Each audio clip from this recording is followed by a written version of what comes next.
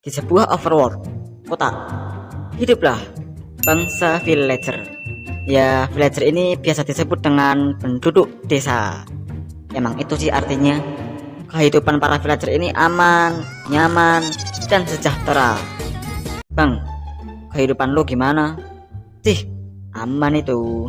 Sampai suatu ketika, datanglah para piglin.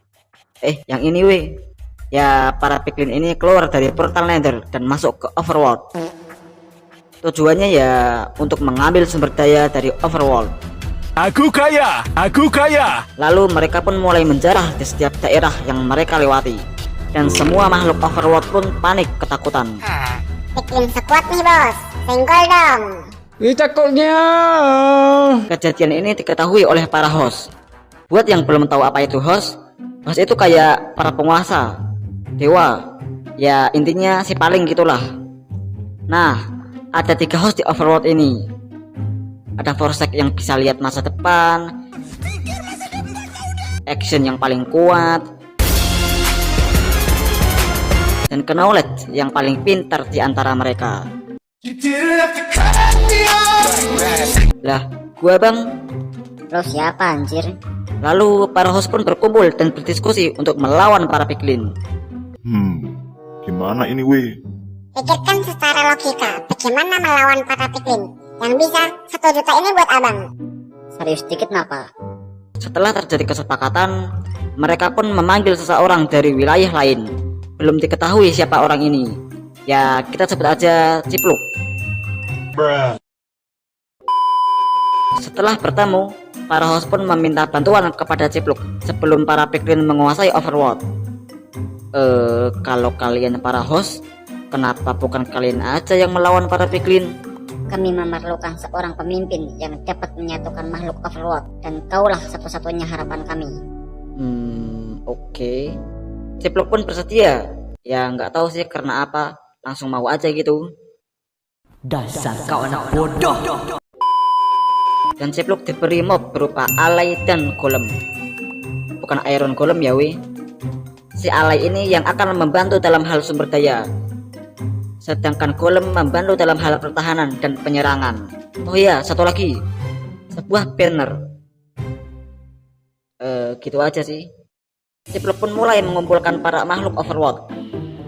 Oke guys, mari kita bersatu untuk melawan para babi itu. Lah, emang kita ngapain?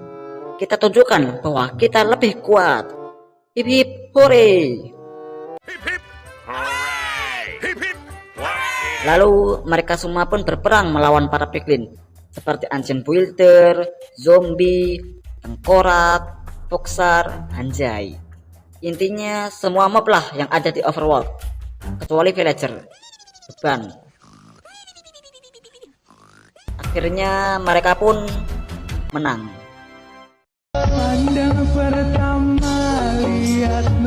Para villager pun mulai membangun kembali desa yang rusak akibat peperangan tersebut.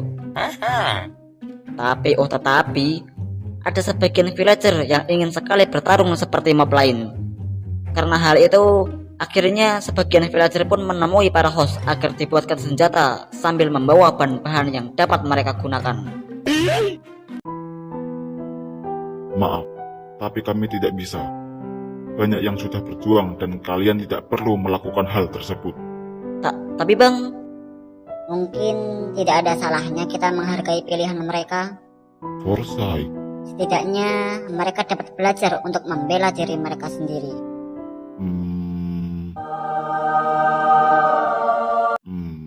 Oke lah. setelah itu Action dan Knowledge pun membuatkan senjata, sedangkan Forsyth merubah para villager menjadi makhluk yang berbeda dari sebelumnya.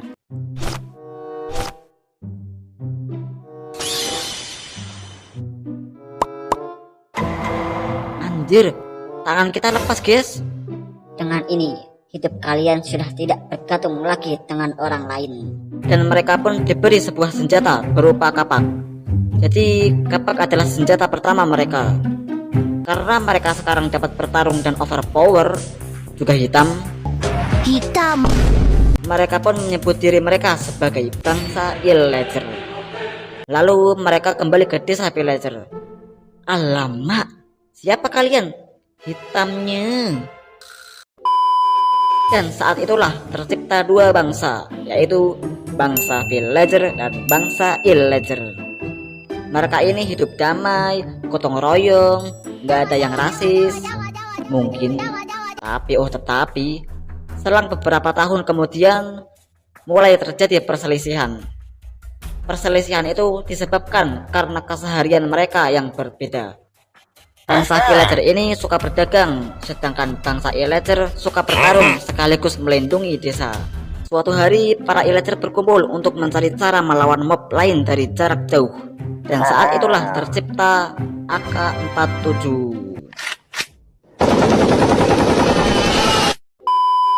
Dan saat itulah tercipta crossbow.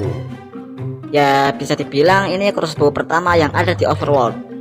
Kayaknya sih. Saat itu bangsa illager terbagi menjadi 3 jenis.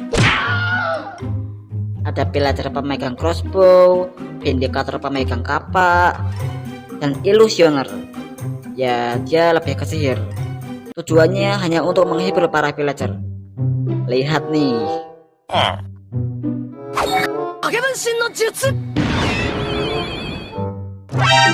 Oh my god. Beautiful. Amazing. Ini Semakin hari, kekuatan villager itu semakin kuat, dan hal itu membuat para villager semakin takut. Akhirnya, para villager pun mengusir bangsa illager dengan alasan bahwa mereka ini menakutkan dan hitam. Para villager pun merasa sakit hati karena perjuangan mereka dalam menjaga desa malah dikhianati oleh para villager dan berniat untuk menyerang mereka. Lalu para villager mulai melakukan pemberontakan ke bangsa villager yang dipimpin oleh Vindicator sang pemegang kapak. Sini sama Om. Aku lanang loh mas. Lanang pun tetap digas. Tetapi Illusioner tidak ingin terlibat dalam hal tersebut. Meskipun dia bisa bertarung, tapi prinsip dia ini sama dengan para villager yang cinta perdamaian, berhati mulia. Sehingga mau tidak mau para villager pun menganggap Illusioner sebagai pengkhianat. Akhirnya para villager pun menangkap Illusioner dan entah dibawa kemana ia. Nggak ada kabar anjir. Tolong, kaki saya sakit. Akhirnya terjadilah peperangan antara bangsa villager dan bangsa illager. Tapi ya villager kalah. Soalnya emang dasarnya nggak bisa bertarung sih. Setelah peristiwa tersebut, bangsa illager pun benci dengan bangsa villager. Mereka pun mulai membangun peradaban mereka sendiri, seperti Woodland Mansion, Outpost, dan ya itu aja lah. Sejak saat itu, bangsa illager pun memiliki dendam abadi kepada para villager. Habislah cerita.